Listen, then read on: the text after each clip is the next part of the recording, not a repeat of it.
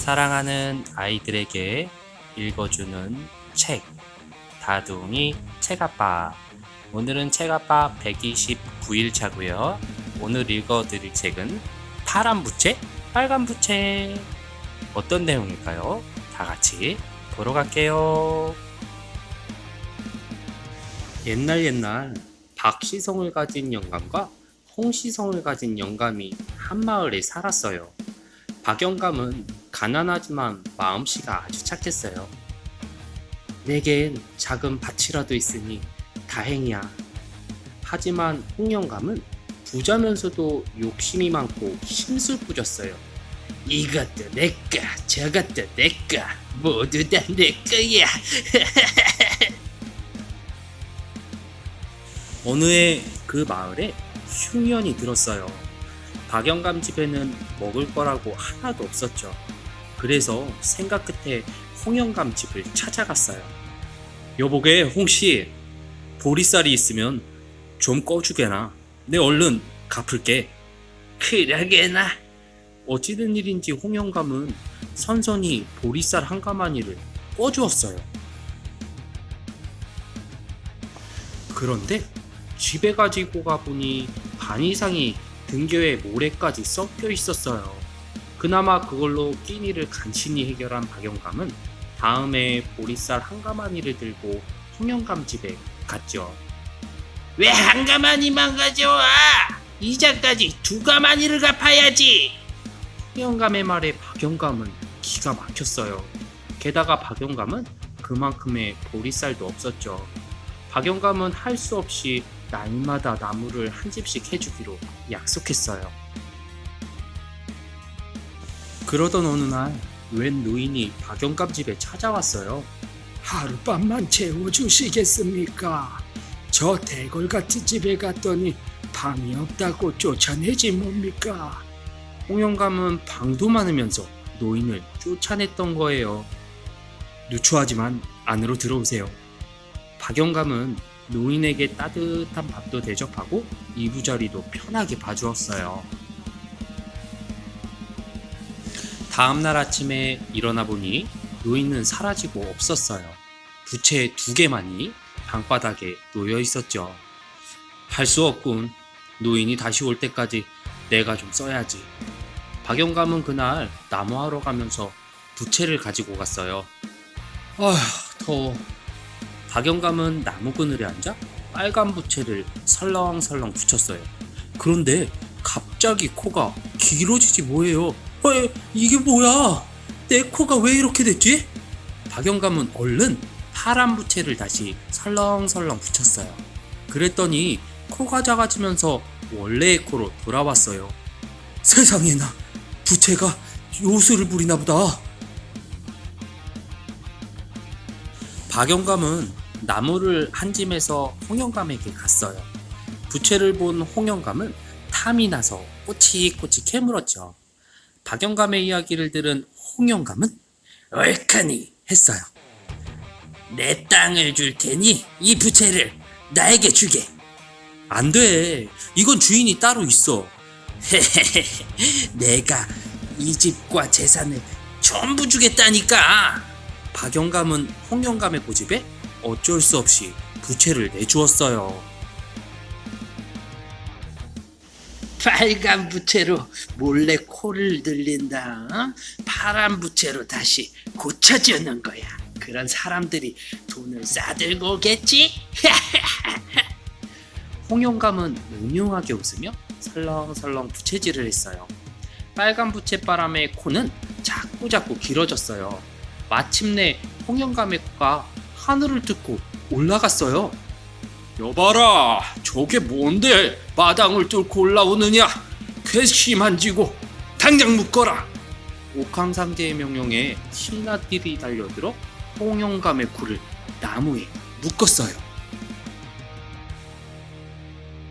갑자기 코가 시큰거리자 홍영감은 정신이 번쩍 들었어요.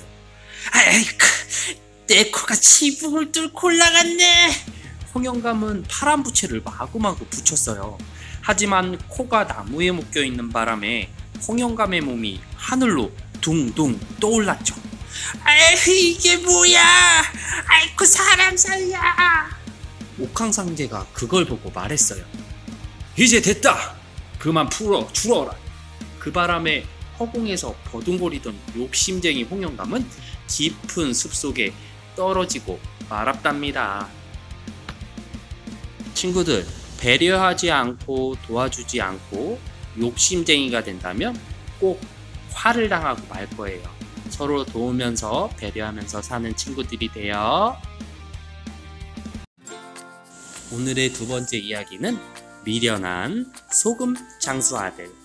다 같이 보러 갈게요. 옛날 어느 마을에 소금 장수가 살았어요. 소금 장수에게는 아주 미련한 아들이 하나 있었어요.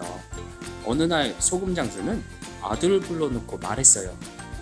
도대체 너는 무엇이 되려고 하느냐? 미련한 아들은 아무렇지도 않게 말했어요. 나도 아버지처럼 소금 장수나 하죠. 이 녀석아, 소금 장수는 아무나 하는 줄 아냐? 그래, 뭘 어떻게 할 거냐? 사람들이 많이 모인 데 가서 소금 사세요 하죠. 아들의 말을 듣고 아버지가 말했어요. 좋아, 그럼 이걸 가지고 가서 팔아보아라. 소금 장수는 소금지게를 아들에게 주었어요. 아들은 소금지게를 지고 사람들이 많이 모인 곳을 찾아다녔어요. 한참을 돌아다니다가 아들은 금광에 다다랐어요. 금광에는 금을 캐는 광부들이 많이 모여 있었죠. 옳지, 저기에 가서 팔아야겠다. 소금 사세요. 아들은 큰 소리로 외쳤어요. 하지만 사람들은 모두 귀찮다며 미련한 아들을 밀어냈어요. 아들은 끝내 소금을 한 바가지도 팔지 못했어요. 집으로 터덜터덜 돌아온 아들에게 아버지는 혀를 쭉쭉 차며 한심하다는 듯이 말했어요. 그때는 땅을 좀 파주고 소금을 사라고 해야지. 아들은 고개를 끄덕거렸어요. 다음날 아들은 또 소금지게를 지고 나갔어요. 한참을 가다가 사람들이 많이 모인 곳에 다다랐어요. 아들은 아버지 말대로 땅을 파기 시작했어요. 그러자 사람들이 달려와 아들을 내쫓았어요. 잔치집에 와서 왜 재수없게 땅을 파? 에이, 싹가지지 못해. 이날도 아들은 소금을 하나도 팔지 못하고 돌아왔어요. 아들의 이야기를 들은 아버지가 말했어요. 그때는 춤을 한바탕 추고 소금을 팔아야지. 다음날 미련한 아들은 또 소금지게를 지고 나갔어요. 한참을 돌아다니다가 겨우 사람들이 많이 모인 곳에 갔어요. 이번에는 잘해야지. 아버지가 춤을 추라고 했지? 아들은 텅싱텅실 춤을 추었어요. 그랬더니 사람들이 물바가지를 들고 와 아들에게 확 끼얹었어요. 아니, 플란집에 와서 춤을 추다니 썩 꺼지지 못해? 시무룩한 얼굴로 돌아온 아들에게 아버지는 한숨을 푹 쉬며 말했어요. 그때는 물을 붓고 소금을 사라고 해야지. 아들은 또 고개를 끄덕거렸죠. 다음날 미련한 아들은 또 소금지게를 지고 나갔어요. 한참을 돌아다니다가 드디어 사람들이 많이 모인 곳을 찾아냈어요.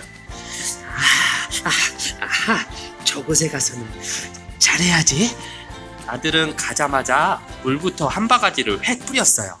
그러자 사람들은 화가 머리끝까지 나서 아들에게 달려들었어요. 에이, 싸웠는데 왜 물을 뿌리는 거야? 아들은 사람들에게 흠씬 두들겨 맞고는 집으로 돌아왔어요. 아버지가 시키는 대로 했는데 얻어 맞기만 했잖아요. 아들이 투덜대자 아버지는 한숨을 더욱 깊이 내쉬었어요. 얘야, 그럴 때는 먼저 싸움을 말리고 소금을 팔아야 하는 거란다. 아들은 이번에도 고개를 크게 끄덕거렸어요. 그러고는 내일은 꼭 소금을 팔겠다고 굳게 마음먹었어요. 다음날 미련한 아들은 또 소금지게를 지고 나갔어요. 한참 가다 보니 황소 2마리가 뿔을 치받으며 싸우고 있었어요. 저럴 때는 아버지가 싸움을 말리라고 했지. 미련한 아들은 황소들이 싸우는 곳으로 다가갔어요. 자자자자, 이제 그만 싸우지 마세요. 싸우지 말라고요. 그러자 황소 2마리는 더욱 성이 나서 둘이 한 번에 미련한 아들을 들이받았어요. 미련한 아들은 하늘을 붕 하고 날아올라 저 멀리 떨어졌어요. 아이쿠 엉덩이야. 내가 다시는 소금 장사를 하나 봐야. 오늘의 동화책 재밌었네요. 다음에 더 재밌는 책으로 찾아올게요. 안녕. 아빠가 사랑해.